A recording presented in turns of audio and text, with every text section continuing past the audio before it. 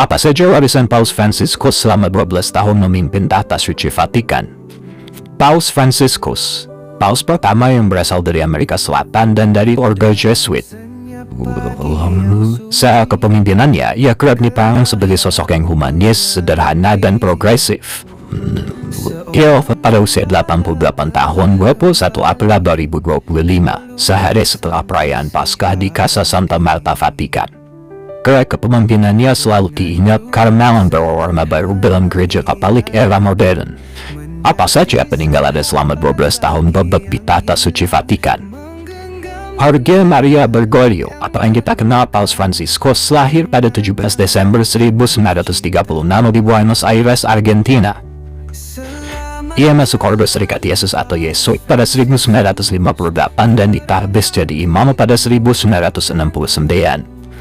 Sahabat jadi dosen sampai rektor, Bergoglio kemudian menjadi uskup auxiliar Buenos Aires pada 1992 dan uskup agung Buenos Aires pada 1998. Pada 2001 ia dipilih menjadi kardinal dan pada 13 Maret 2013 terpilih sebagai paus setelah dilakukan konklaf dan meninggalkan banyak warisan.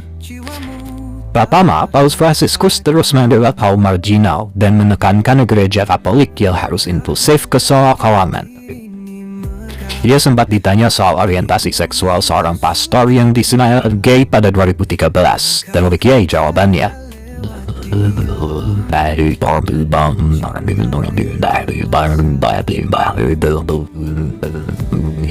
Sebagai anak seorang imigran Italia yang pindah ke Argentina, ia sangat vokal terhadap kondisi imigran dan pengungsi. Ia mendorong pemimpin negara untuk membuka pintu dan melindungi imigran dan pengungsi.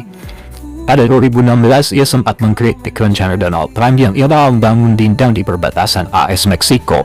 Katanya,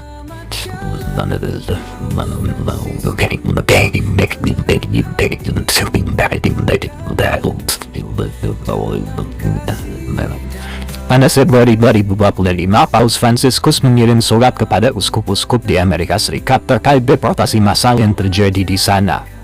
Pesannya, deportasi merendahkan martabat dan membuat para deportan semakin rempela dan tak berdaya. Kedua, Paus Franciscus juga punya warisan dalam bidang lingkungan.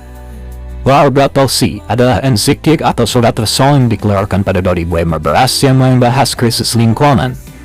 Ensiklik ini kerap dipuji karena berkontribusi membangun konsensus menjelang konferensi perubahan iklim PBB di Paris pada 2015. Di mana 196 negara setuju untuk menjaga pemanasan global di bawah 2 derajat Celcius. Di dalam ensiklik ini, Paus mengajarkan orang-orang untuk melakukan pertobatan ekologis dan menyadari bahwa semua orang ikut andil dalam krisis sosial dan lingkungan.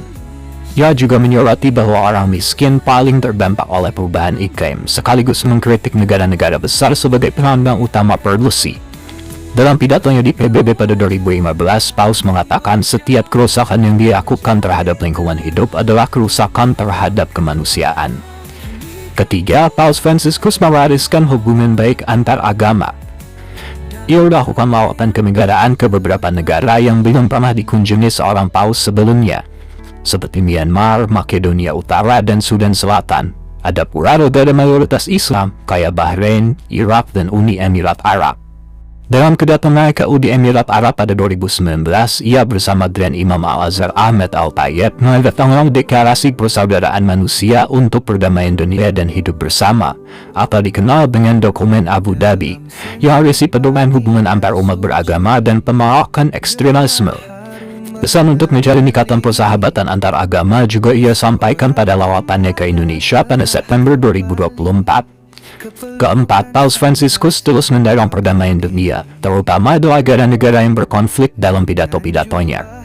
Pesan terakhirnya di hari Paskah adalah gencatan senjata di Gaza dan pembebasan sandera. Ia mendoakan komunitas Kristen di Lebanon dan Suriah dalam menghadapi masa transisi, berharap konflik yang terjadi di Ukraina bisa mencapai damai. Perjanjian damai antara Azerbaijan dan Armenia segera ditandatangani serta mendoakan korban gempa di Sagaing, Myanmar. Karena jadi contoh kesederhanaan, kalau ini mah bukan rahasia lagi. Mulai dari menolak tinggal di Apostolic Paris dan lebih memilih tinggal di Casa Santa Marta atau tempat tinggal tamu.